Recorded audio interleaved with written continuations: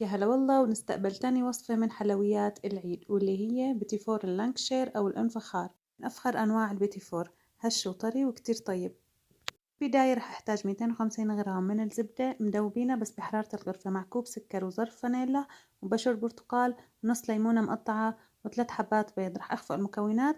أحتاج 3 أكواب من الطحين وثلاث أكواب من النشا، ممكن تضيفوا كوبين ونص من الطحين وثلاثة ونص من النشا، انتو ذوقكن. رح أضيف ملعقة صغيرة من البيكنج باودر وأخلط المكونات الجافة، بعدين نضيف المكونات السائلة.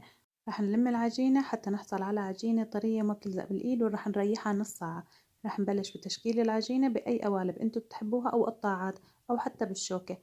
رح ندخل الصينية على فرن محمى قبل ب10 دقايق على 200 درجة. نحمرهم بس من تحت، من فوق ما رح نحمرهم. للحشوات استخدمت حشوة التوفة وحشوة مربى المشمش. طريقة صوص التوفة سبق ونزلتها بالصفحة. طبعا بتزينوها بالطريقة